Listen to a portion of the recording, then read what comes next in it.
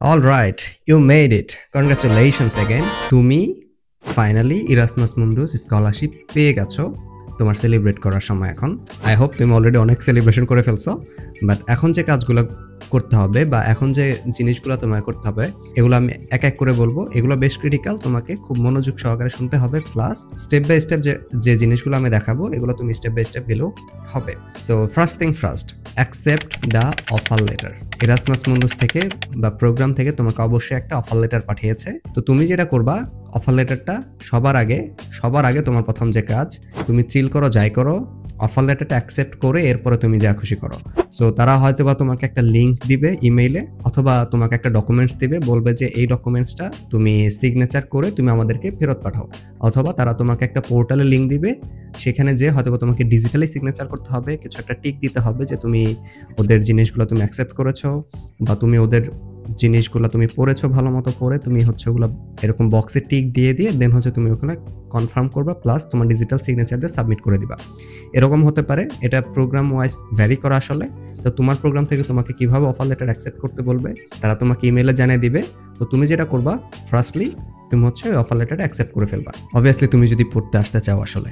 Second কাজ হবে যেটা তোমার, তুমি দেখবা যে ফেসবুকে একটা গ্রুপ আছে, সেটার নাম হচ্ছে ইরাসমাস মুন্ডাস অ্যাসোসিয়েশন বাংলাদেশ। প্রত্যেক বছর এমআবিডি থেকে যারা স্কলার আসে তাদের জন্য একটা স্পেশাল হোয়াটসঅ্যাপ গ্রুপ ক্রিয়েট করা হয়, শুধুমাত্র যারা নতুন স্কলার হয়, যেরকম 25-26 বা 26-27 বা 28-29 এরকম যে ইনটেকগুলো হবে, প্রত্যেকটা ইনটেকের জন্য তারা ডিফারেন্ট কি করবে, হোয়াটসঅ্যাপ গ্রুপগুলো ক্রিয়েট করে।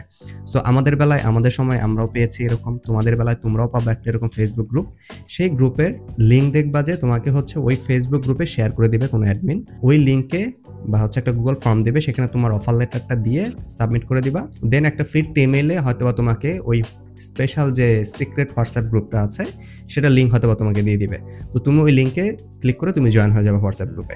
দেন হোয়াটসঅ্যাপ গ্রুপে জয়েন হওয়ার পর তুমি দেখবা যে ওখানে কান্ট্রি ওয়াইজ কমিউনিটিগুলো ক্রিয়েট করা থাকে।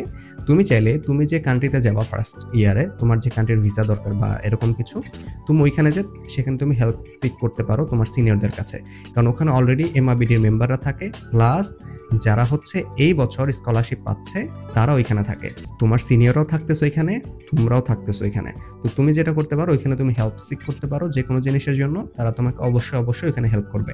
এছাড়াও তুমি হচ্ছে ওইখান থেকে অ্যাটলিস্ট মনে হয় 2টার মতো ওয়েবিনার পাবা, যেটা হচ্ছে একটা ওরিয়েন্টেশন দিবে তোমাকে, আর একটা হচ্ছে তোমাকে ইনফরমেশন বা কোনো কোয়েশ্চেন যদি থাকে তার জন্য একটা ওয়েবিনার দেবে। 2টা ওয়েবিনারে তুমি জয়েন করো, তোমার জন্য কাজে দিবে। এছাড়াও ইউরোপিয়ান ইউনিয়ন থেকে তো তোমাকে একটা অফলাইন একটা হয়তো ডেলিগেশন একটা প্রোগ্রাম দিবে, সেখানেও তুমি পার্টিসিপেট করলে অনেক কিছু জানতে পারবা। অলরাইট, সো এটা ছিল তোমার নেক্সট স্টেপ বা সেকেন্ড স্টেপ। তোমাকে হচ্ছে এমআবিডির হোয়াটসঅ্যাপ বা সিক্রেট যে গ্রুপটা আছে, স্পেশাল গ্রুপ তোমার জন্য, তুমি সেখানে জয়েন হয়ে যাও। নাও নাম্বার 3, খুবই important, calculate the time and visa process. তোমার এখন যেটা লাগবে, ভিসা লাগবে, তাই না? তোমাকে একটু সময়টা ক্যালকুলেট করা লাগবে। ধরলাম তুমি হচ্ছে তোমার অফার লেটারটা পেয়েছো এপ্রিল মাসে, বা ধরলাম তুমি এরকম একটা এপ্রিল মাসে তুমি অফার লেটার পেয়েছো, বা এপ্রিল বা মে বা তার আগেও যদি পেয়ে থাকো। এখন তোমার ক্লাস নর্মালি শুরু হয় কবে? সেপ্টেম্বরে, যদি জার্মানি হয় সেটা অক্টোবরে, ডিপেন্ড করে actually, but most of the European কান্ট্রিতে তোমার সেপ্টেম্বরে ক্লাসটা শুরু হয়। তো তোমাকে থাকতে হয় কখন? ধরো ক্লাস যখন শুরু হবে তার 1 সপ্তাহ আগে তুমি ওই দেশে থাকবা। ধরলাম তুমি অগাস্টে তুমি ওই দেশে থাকবা, বা সেপ্টেম্বর যদি ক্লাস হয় তুমি সেপ্টেম্বর 1 তারিখে তুমি ওই দেশে থাকবা। তাহলে তোমার ওই সেপ্টেম্বর যদি ক্লাস শুরু হয়, তোমার যে ভিএফএস এর যে অ্যাপয়েন্টমেন্ট, খেয়াল করো, যে দেশে যাবা ওই দেশের ভিএফএস এ তোমাকে ফেস করা লাগবে। সেই ভিএফএস এর অ্যাপয়েন্টমেন্টটা তুমি তাহলে কখন নিবা? মিড জুলাইতে, বা তারও যদি আগে পসিবল হয় তারও আগে নিবা। কেন তোমাকে আমি মিড জুলাইতে কেন নিতে বলতেছি? ধরলাম আমরা বাংলাদেশে থাকি, তো বাংলাদেশ থেকে আমরা যখন ইউরোপিয়ান কোনো কান্ট্রিতে আসতে চাই, মোস্ট অফ দ্য কান্ট্রির হচ্ছে আমাদের বাংলাদেশে কি নাই, ধরো যে বাংলাদেশে তাদের হচ্ছে অফিস নাই, তো আমাদের কি করতে হয়, আমাদেরকে হচ্ছে ইন্ডিয়া আসতে হয়। ইন্ডিয়া এসে আমাদের ভিএফএস ফেস করতে হয়। তাহলে আমাদের কি লাগে? ইন্ডিয়ার ভিসা লাগে। ইন্ডিয়ার ভিসার জন্য আমাকে তাহলে কিভাবে অ্যাপ্লাই করতে হবে? প্রথম কাজ হচ্ছে ভিএফএস এর অ্যাপয়েন্টমেন্ট নেওয়া। ভিএফএস এর অ্যাপয়েন্টমেন্ট যদি আমি পেয়ে যাই, তাহলে ওরা কি করবে, আমাকে একটা ডকুমেন্টস দিবে, রাইট? তো একটা অ্যাপয়েন্টমেন্টের একটা ডকুমেন্টস দিবে, ওই ডকুমেন্টসটা তোমার সাথে রাখবা, প্লাস তোমার যে অ্যাডমিশন লেটার আছে সেই অ্যাডমিশন লেটারটা তোমার সাথে রাখবা। গেল। এখন তোমাকে যেটা করতে হবে, ইন্ডিয়ার ভিসার জন্য অ্যাপ্লাই করতে হবে। কেন?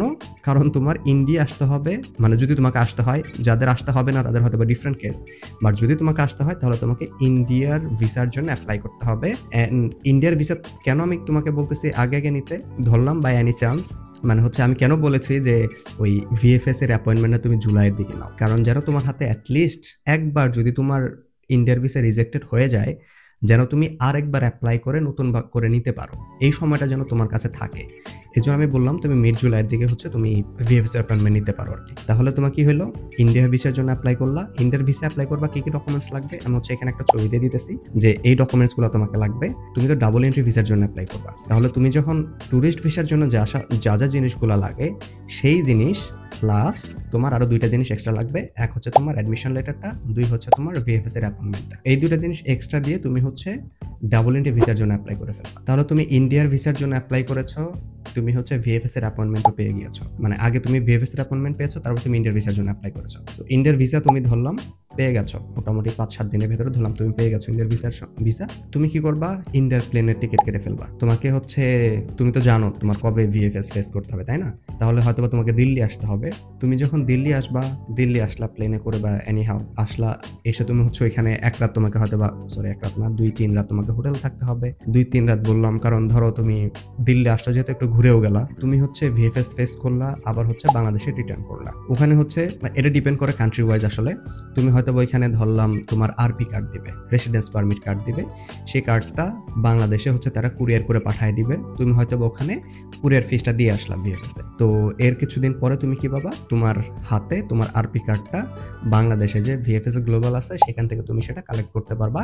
তোমার হাতে শুধু হচ্ছে তোমার কি থাকবে, ভিএফএস এ যখন তুমি ইন্ডিয়া গেলা তোমাকে একটা রিসিপ্ট দিয়ে দিবে, সেই রিসিপ্টটা দিয়ে তুমি হচ্ছে বাংলাদেশ থেকে ভিএফএস গ্লোবালে যে তোমার আরপি কার্ডটা কালেক্ট করবা। এই হচ্ছে তোমার স্টেপ বাই স্টেপ হচ্ছে এই যে ভিসার যত ক্যাচাল, এটা হচ্ছে এই আমি 3rd স্টেপে রাখছি। তো তুমি মোটামুটি এই স্টেপে কি করে ফেললা, এই স্টেপে তুমি মোটামুটি যত যাবতীয় যে জিনিসগুলো আছে ভিসা রিলেটেড ধরলাম তোমার হাতে এখন আরপি কার্ড বা ভিসা তোমার হাতে এখন আছে। 4 নাম্বার স্টেপ হচ্ছে মেক কানেকশনস। এখন তুমি জানো যে তোমার প্রোগ্রাম আসলে কারা কারা যাচ্ছে।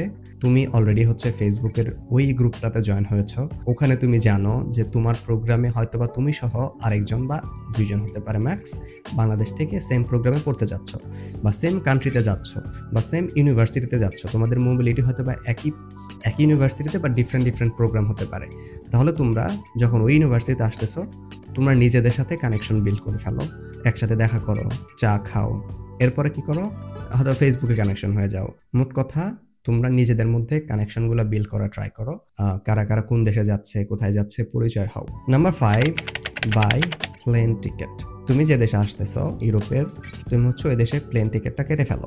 সেটা হচ্ছে কেন একটু আগেই কাটতে বলতেছি, কারণ তুমি একটু আর্লি কাটলে তোমার প্লেন ফেয়ারটা একটু কমে পাবা। সেটা এরকমই আর কি, যত তুমি ক্লোজে কাটবা তুমি দেখবা যে প্লেন ফেয়ারটা তত বাড়তে থাকে।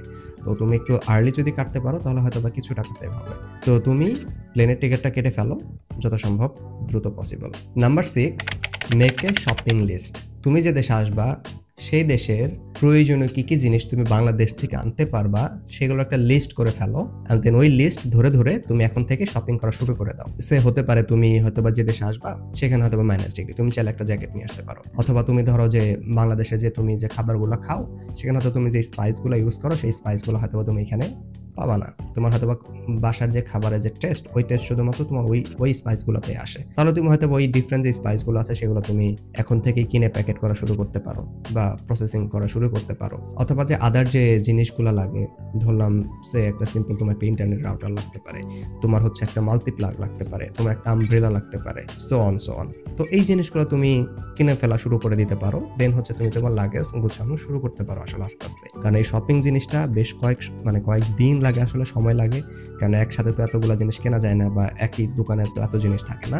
তো কয়েকদিন মিলে আসলে শপিং করতে হয়। তুমি হচ্ছে এখন থেকেই শপিং করা শুরু করে দিতে পারো। 7 নম্বর স্টেপ হচ্ছে এই যে প্রসেসটা হচ্ছে ইন টোটাল যে জার্নিটা তুমি হচ্ছে এখন করতেছো, যে জিনিসগুলা থ্রু আউট ইউর জার্নি, যে কোনো সময় যে কোনো কনফিউশন আসলে, যেটা হচ্ছে তোমার ইউনিভার্সিটি রিলেটেড বা হচ্ছে তোমার প্রোগ্রাম রিলেটেড, তুমি তোমার কোঅর্ডিনেটরকে রিচ করো, contact with your coordinator. That's the step number 7। তুমি হচ্ছে যে কোনো কনফিউশনের জন্য, যেরকম হচ্ছে তোমার অ্যাকোমোডেশন লাগবে, তুমি যে দেশে আসবা ওই দেশে তোমাকে থাকতে হবে, স্টুডেন্ট অ্যাপার্টমেন্ট বা হচ্ছে তুমি যে দেশে থাকবা এখানে অ্যাপার্টমেন্ট আছে কিনা যেখানে তুমি থাকতে পারবা, যেন অ্যাফোর্ড করতে পারো এরকম বাসায় যেন তুমি থাকতে পারো, এরকম বাসার অ্যাড্রেস বা হচ্ছে যে লিঙ্কগুলা, এগুলো তোমাকে হচ্ছে তোমার কোঅর্ডিনেটরই প্রোভাইড করবে। করবে মেইনলি, অথবা তাদের তুমি যে ইউনিভার্সিটি আসবা ওই ইউনিভার্সিটির একটা ডিফারেন্ট পেজই থাকবে যারা নতুন নিউ কামার আসতেছে তাদের জন্য। সেই পেজটা হয়তো তোমার কোঅর্ডিনেটর তোমাকে ফরওয়ার্ড করে দিবে বা তোমাকে পাঠিয়ে দিবে যে তুমি এগুলো ফলো করো। তো কোনো বিষয়ে যদি কোনো কনফিউশন থাকে তুমি হচ্ছে সরাসরি তোমার কোঅর্ডিনেটরকে রিচ করতে পারবা, কারণ তুমি একজন এখন এই প্রোগ্রামের একজন স্টুডেন্ট অলরেডি। তো ওনার রেসপন্সিবিলিটি হচ্ছে তোমাকে সকল ধরনের যে ইনফরমেশনগুলো আছে এগুলো দিয়ে সাহায্য করা। Step 8, bye bye Bangladesh and your family. So ভাই, এখন যে অবস্থাতেই তুমি আছো যতটা পসিবল হয় নিজের ফ্যামিলির সাথে সময় কাটাও, কারণ তোমার আত্মীয় বাসায় বেড়াতে যাও, যেখানে যেতে ইচ্ছা করতেছিল হয়তো তুমি এখন ওখানে যাইতে পারো নাই, হয়তো বা কোনো একটা আত্মীয়র বাড়িতে তুমি অনেক দিন যাও না, সেখানে যাইতে ইচ্ছে হতে পারে।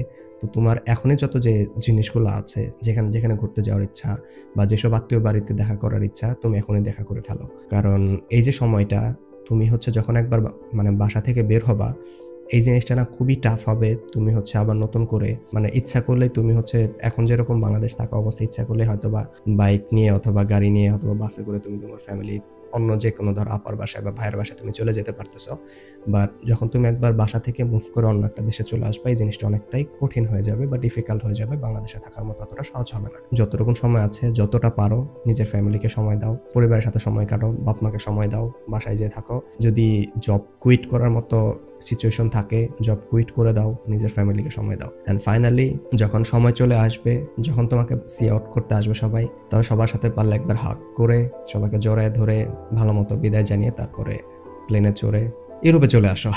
ওয়েলকাম টু ইউরোপ দেন। আশা করি এই যে থ্রু আউটটা জার্নি, এখন যে জার্নিটা তুমি হচ্ছে যে স্টেপগুলো এখন পার করলা এগুলো ইম্পর্টেন্ট। তো আশা করি যে ইনফরমেশনগুলো আমি দিলাম এগুলো একটু হলেও তোমাকে সাহায্য করেছে। কোনো একদিন ইউরোপের কোনো একটা দেশে তোমাদের সাথে দেখা হবে, এসে হচ্ছে আমাকে একটু জানিও ভাই আমি এখানে আছি, চলেন দেখা করি। আমি চেষ্টা করবো সর্বোচ্চ দেখা করার জন্য। Thank you very much for watching.